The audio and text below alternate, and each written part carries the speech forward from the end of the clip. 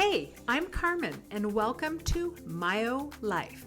That's short for My Outrageous Life, which is exactly the kind of life I get to live since I found the courage to ditch dental hygiene and build a life I'm bonkers about as a myofunctional therapist and entrepreneur. Here you will find all the things myo, business, and how to build a life that you too are bonkers about. I'm very happy you're here. Shall we dive in? Well, hey there, friend, and welcome back to the podcast. I'm so glad you're here. Today is going to be fun.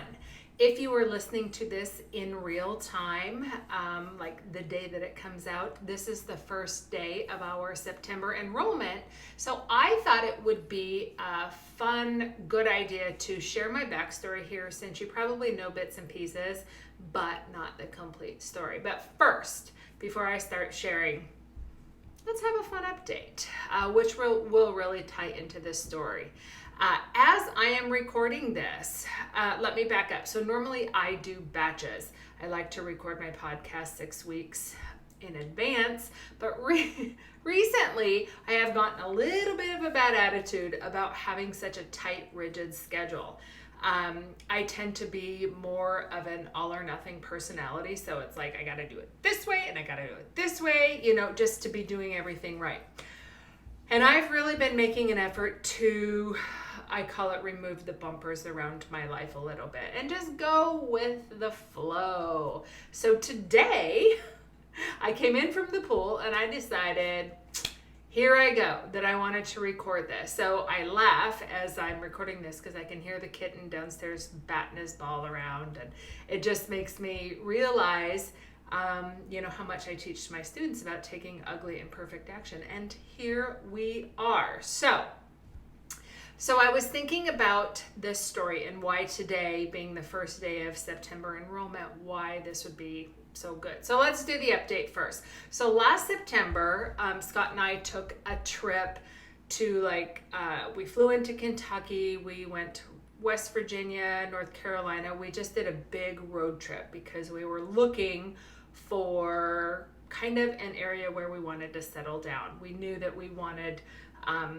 to go somewhere else. We wanted to have a house with property. I've always been a dreamer, like the world's biggest dreamer. So we did that.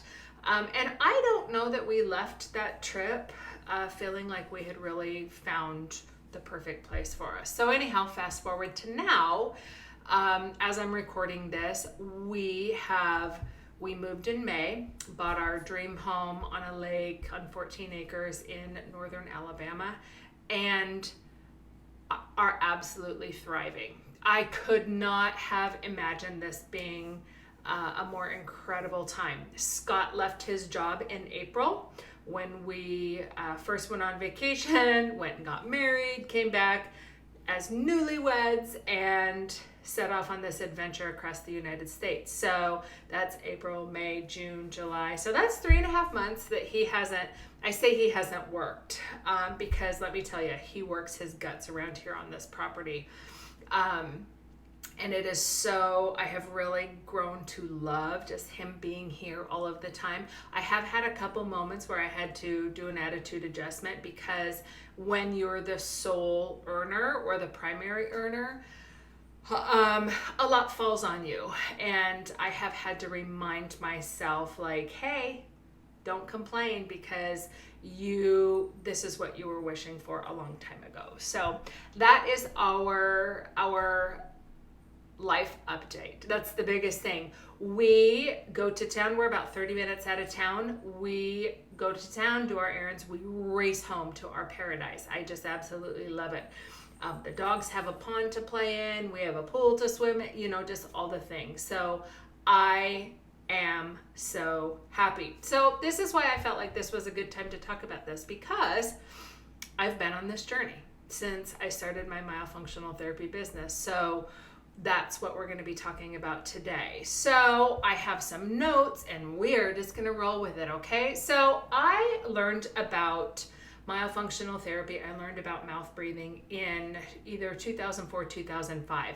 I was a greenhorn. I was just a new dental hygienist, and I don't know about you, but I just needed a paycheck, okay? I had been so broke all through hygiene school that I was ready to get paid. So I did not give it any more thought, not in the least. So over the course of, well, let me back up. So I went to hygiene for all the wrong reasons. I had been an engineering student and I did several internships for Marathon Oil, and I was a safety engineer. So at some point during my last internship for Marathon Oil, I thought, I don't like being connected to a laptop, in a rental car, on a pager, on a cell phone, in an airport, I just wanted something that was simpler.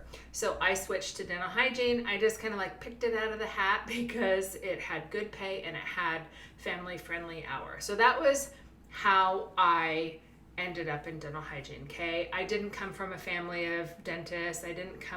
My mom wasn't a hygienist, anything like that. I just did it based on pay. Now, I was a hygienist for 16 years, okay? Over the course of my career, I worked for some doozies. One of the bosses that I worked for, I had to turn him in for insurance fraud to the tune of over $5 million of insurance fraud. I worked on building, everybody else's golden parachute except my own. And most recently, the job that you might hear about most common in my podcast or in my social, the stuff that I talk about, was a job that I went to. I went to it because it had 12-hour days. Okay, so at the time, I was single, I was traveling a lot, and I loved having the 4-day weekend. So I went to this office. It was an office that I had temped at before, so I thought it was going to be a great fit. Now, for the first year, I was the most amazing employee that they could ever have. I worked all the miracles. I did all the things. When they short scheduled, and only gave me 75 minutes to do 2 quads of scaling, I did it. You just bend over backwards to make everything happen. And then it became to be expected of you, which got kind of frustrating.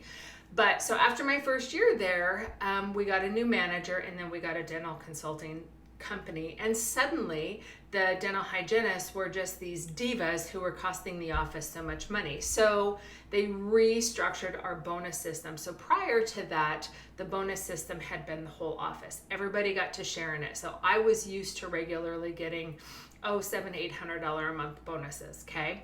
And so now we got a new bonus system. And this new bonus system also it raised our production numbers. Well, the frustrating thing about them raising those production numbers is the boss also got a cost of living adjustment. So now we had to have higher production numbers to cover my boss's paycheck. The rest of us didn't get a 6% cost of living adjustment, but she did. And I knew what she was needing to be paid. I understood that she was the boss, but I was frustrated with why we were suddenly being separated out. Why the hygienists, because they got paid so much money. Mind you, we made good hourly wages, but we had no benefits. We had no health insurance. We had no 401, none of that kind of stuff. So was it really getting that good of pay? I don't know. But anyhow, so we had this new bonus system. And the bonus system, I gave it 150% effort, and I fell short by this much. And you either get your bonus or you get nothing, okay? They're, close did not count. So meanwhile, that first month, I killed myself to really try and see if I could make it, and I didn't. Everybody else got a huge bonus. That same group of people that used to be part of the bonus that I got, they all got one and I didn't, okay? So I was really aware of what was going on. And suddenly from there, in that second year, I went from being the outstanding employee to being told that I was the cancer of the group. And they had nothing bad to say about me the first year, and the second year they had nothing good to say about me.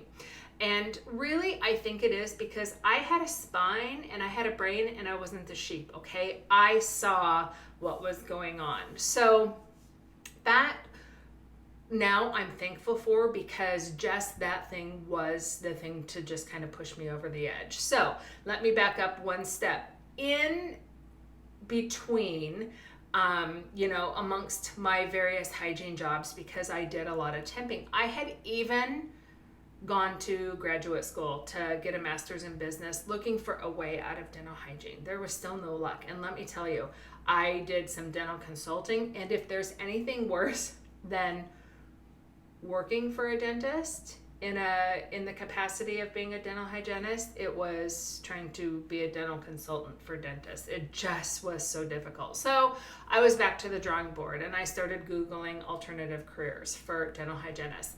About the same time, I also discovered Jenny Blake, and you've probably heard me talk about her and her book, Pivot. So during that time, I did all the exercises and the hard work. I figured out what I loved about dental hygiene and what I didn't. I loved helping people. I loved educating my patients. I loved helping them with wellness and better overall health, not just oral health. I loved the nutritional counseling that came with the job. I hated scraping teeth, okay? I hated probing gums. So essentially, I loved dental hygiene for the social hour, and I loved being able to be connected with my patients and help them, okay? I discovered that I really had a huge heart for people. I had a helper's heart. I loved teaching, and what the book Pivot helped me do was a couple different things. Like in basketball, when you've got the ball and you're pivoting, you've got one foot planted. And so that's kind of like using that foot to discover your strengths, and then you're pivoting, looking for opportunities. And so that's really what I was doing. It also, the exercises that you do in that book is looking at things like, if money wasn't an object, what would I want my day to look like? Or if I was designing my ideal day, how would I want that to be? How would I want it to feel? It really leaned into some of the emotional stuff, and I really connected with that. So I did all of that work, okay? So during that process, during Googling alternative careers for dental hygienists, and then also doing the pivot exercises with Jenny Blake, I got reconnected to myofunctional therapy, okay? So I signed up for my course in October, and I had to wait till January, which was tough. So did my training January till like April, okay? So I had my first paying client in May of 2017. I cut back to part-time dental hygiene in July, so a couple months later, and then I retired the following August, okay, which was 2018. So here's a little bit of a rundown. My first year, so 2017, I earned $25,165, okay? Spending money, extra money. I mean, $25,000, that was 8 times my investment of my course, okay? So it's not just something to sneeze at. Then in 2018, I had my first, so that was my first full year. I had my first $100,000 year. In 2019, it was 140. In 2020, so that's when COVID happened, I still came in at 124,000. And then, so 21 was a huge growth year for me. I earned $100,000 by April, and then ended the year over 200,000. And then every year I've hit 2, 3, almost 400,000 a year. So even one of those years where I was off for most of the year while my daughter was going through cancer treatment, I still crossed the finish line at multiple 6 figures. So that's always the first thing that everybody wants to know is like, okay, what's possible? Then in 2023, I brought on my first associate, and now she sees a lot of my clients. So I get to, coach students, and I don't work near as hard. So I don't share that information with you to show off more than anything. I think that people need to be talking about what's possible, okay? So that's proof of what's possible. And it's also not just about what's possible for me. Now is just such a great time to get into Myo. Whenever I do connection calls with people, I'm forever saying, like, now is the time. You cannot go to a conference without hearing about myofunctional therapy, learning about it, dental sleep medicine, all of those things, tongue ties, everything is just, sleep disordered breathing is just at the forefront. So there is so much science and education coming out. Like, it's possible because there are so many people out there who need you. Okay, so let's talk about how I did it. So first, I started it as a side hustle. Okay, so I call this building it in the margins of your life. So when I was working for that crappy dental office, I was working Tuesday, Wednesday, Thursday. I was working 12-hour shifts. I was commuting 3 hours a day round trip. So I had Mondays and Fridays. So that was when I started my business. And one thing that I do teach inside the Ditch Hygiene Academy is that's when you do business. So even though in those first, several months when I was still taking my course, I was already getting things set up. But on Mondays and Fridays, I didn't just, sit around and eat bonbons because I was off. I acted like those were business days. I was in my office. I was making progress. And then when I cut back to part-time, then I added those clients, I added those hours, both for seeing clients and then also for building the business.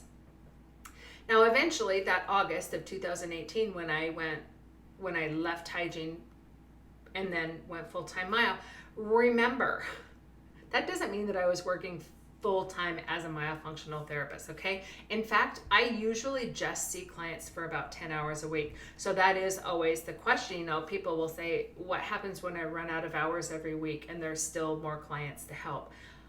I don't think you're ever going to run out of hours, because who wants to work that many hours, right? So over the years, I have had different schedules. You get to totally decide your calendar, and it could change every 3 months if you want it to.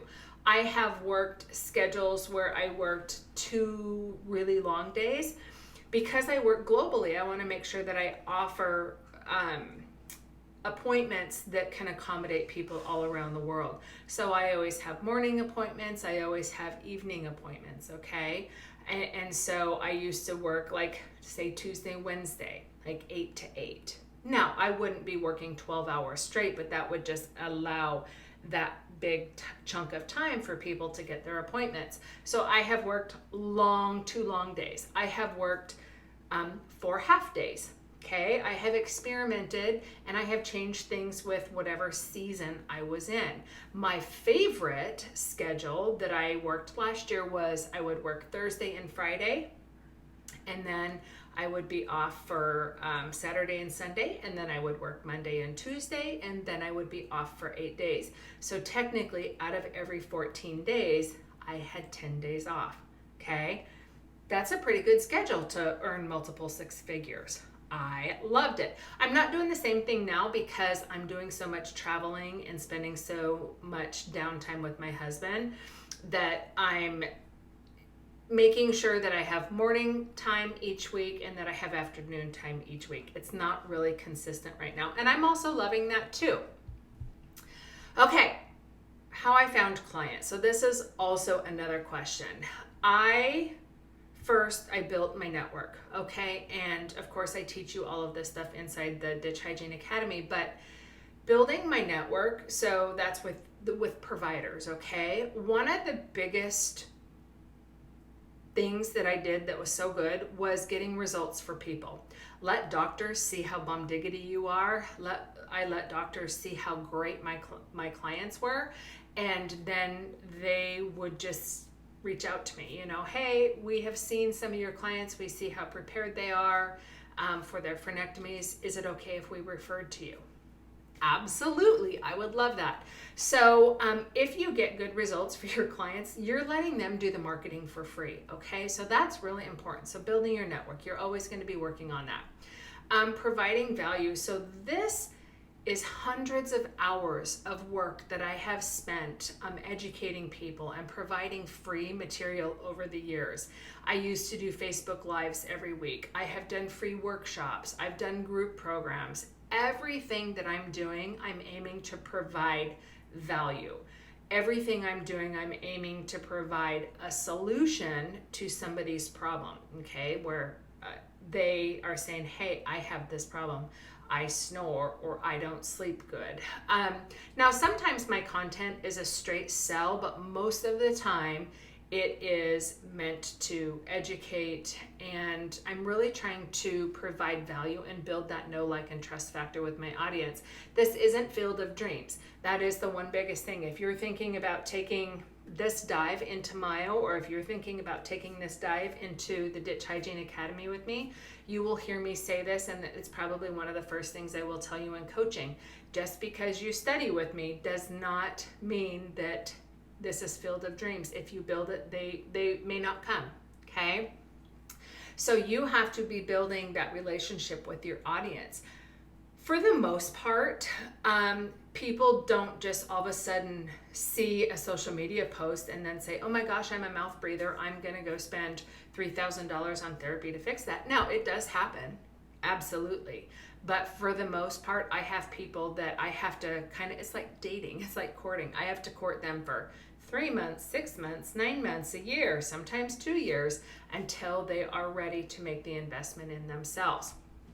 So that's really how I found clients, okay? Now, how have I created consistent revenue? So when you're first getting started, and even still for me, I have high months and I have low months. Very often the low months are self-inflicted, okay? That's because I had a $50,000 month last month and I worked my guts out, and now I'm going to, take 2 trips or something like that. So in part of building this life I'm bonkers about, I very much lean into my travel and my downtime. But consistent revenue is important. So one of the things that I teach you through the profitable practice principles that I teach, and also the profitable practice framework, and everything else that I teach inside the Ditch Hygiene Academy, I don't want you to just get money by accident, okay? You have to figure out what works, and you have to keep doing more of that. So I keep things simple by following what I teach, and that goes a lot like this. I know my offer. I price it for the value that it has. I know who I'm talking to, so my marketing, my messaging, all of that stuff is written for my easy peasy dream customer. I know how to sell my services. I don't think that I am selling anything. I am offering somebody help with a problem that they have, okay? So I just do that on repeat. I also practice following my decide and do process that keeps me not spinning on decisions, and it keeps me focused on the most important essential tasks and not spinning my wheel. So that seems pretty simple, doesn't it? All right. So the best advice that I would give you, these are going to be fun. First, stop making excuses and giving yourself an out. So I see this, especially when you're building your myofunctional therapy business as a side hustle, okay? Your safety net is dental hygiene. And so I see some students that when building the business gets scary, or they have to do something uncomfortable, or they have to stop procrastinating, or they just got to move the needle, they are not taking a lot of action because hygiene is still safe over here. They still have a paycheck, okay? So I think that is hard, and I think that's what holds back a lot of therapists from being full-time practicing therapists, from being part-time, whatever you want it, whatever you want to call it, how much you want to work versus how much you want to make. I don't care. I wanted out of hygiene, so I wanted to only be a myofunctional therapist. And if you keep giving yourself an out, if you keep having a safety net or a safety net of staying in hygiene, then it's going to be tough, okay? Next, stop thinking that life is going to get less busy. Just today, I had an email from a potential student saying, should I wait to do this until blah, blah, blah? And I'm like, no, because life isn't going to get less busy. You have to figure out how to do this while being busy, because retirees will tell you, like, I don't know how I had time to work, okay? So that's just all I can say about it. Life is never going to be less busy. Stop saying that it's not all about the money. Life is purchase. So because I do talk a lot about earning money, how I'm transparent, I think women should earn money. I think women can easily be the primary, earner in a family. My friend, I hear that when people are like, it's not all about money. I get that, and I agree, and it's not all about the money. For me, it's about the freedom, but you have to remember that life is purchased.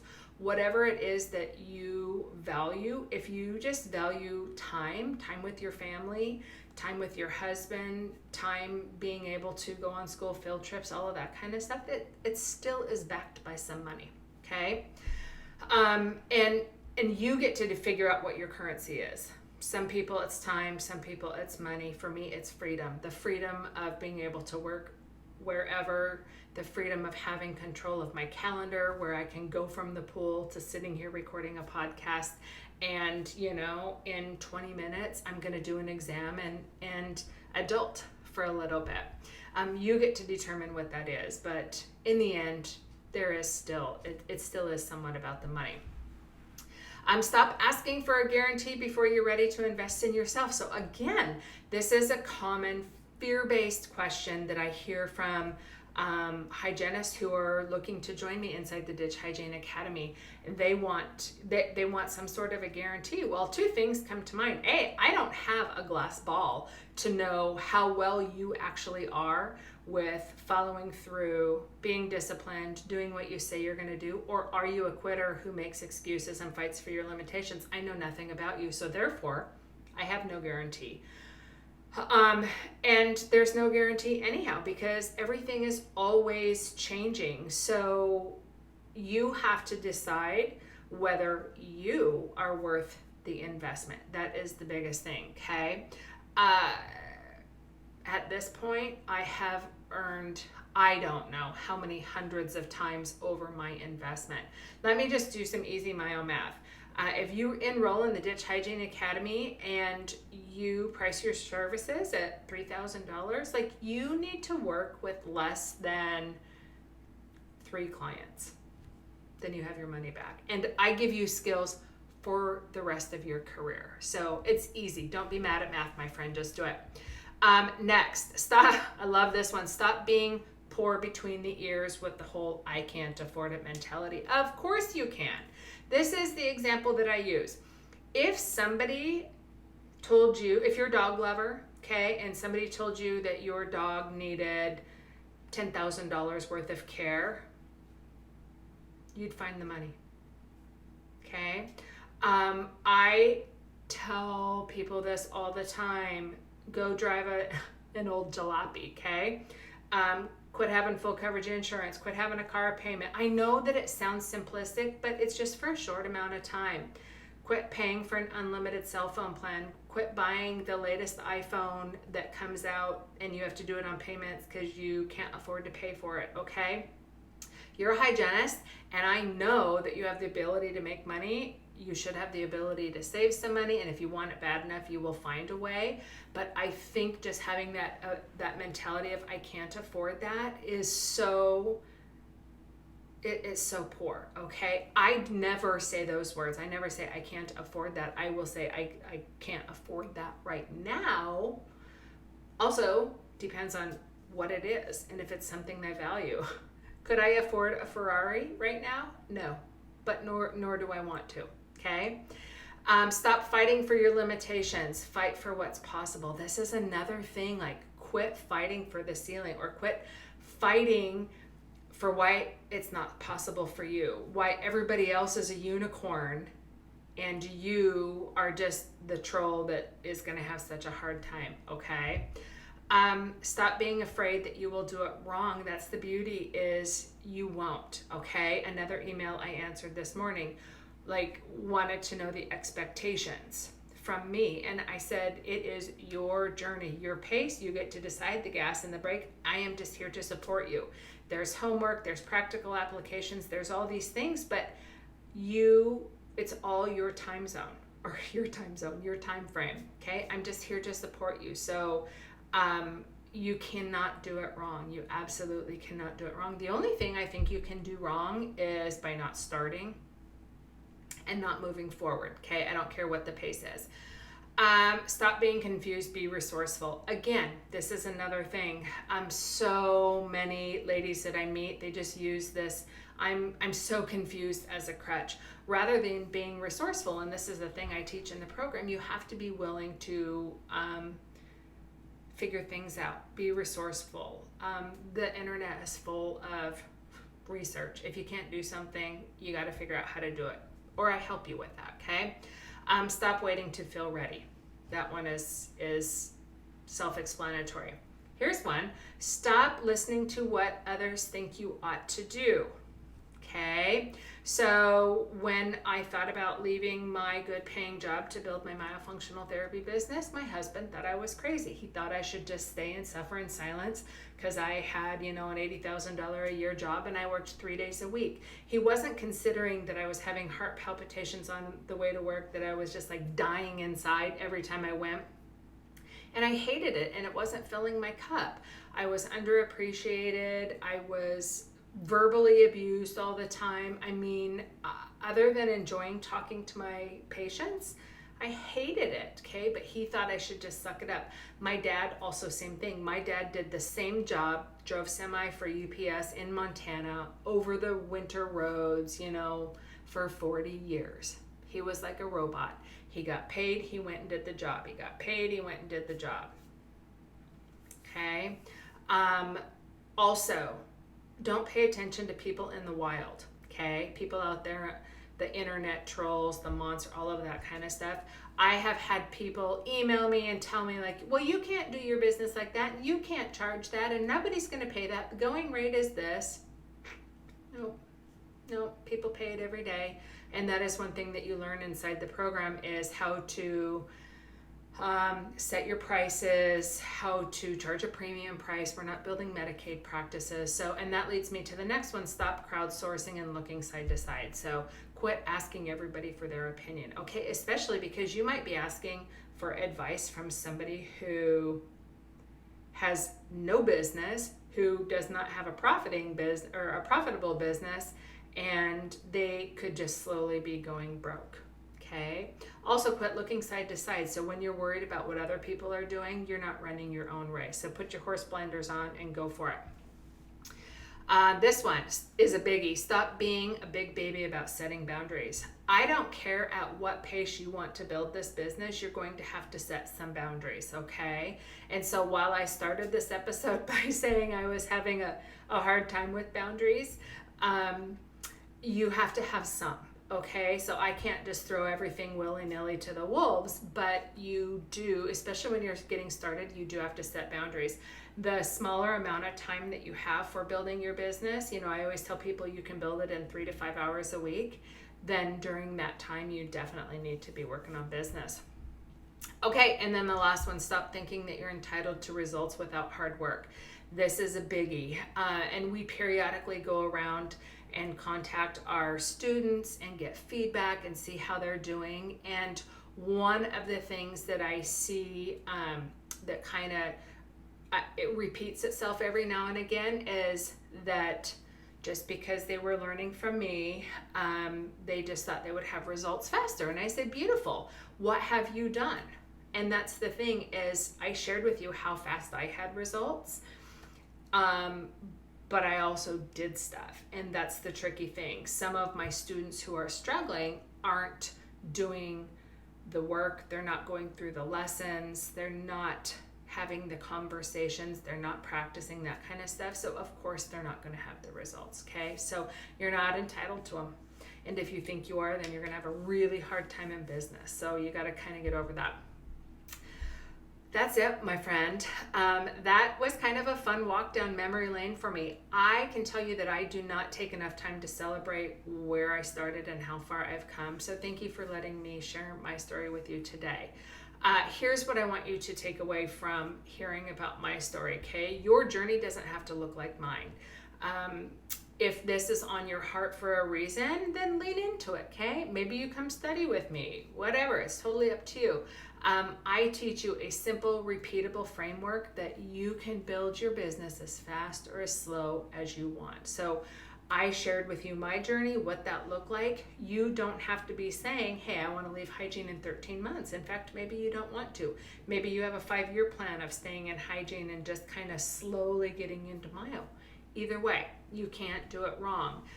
The last thing is you can do hard things, okay? This isn't rocket science, but you have to be willing to do things that you don't know how to do. You have to be willing to embrace the tech.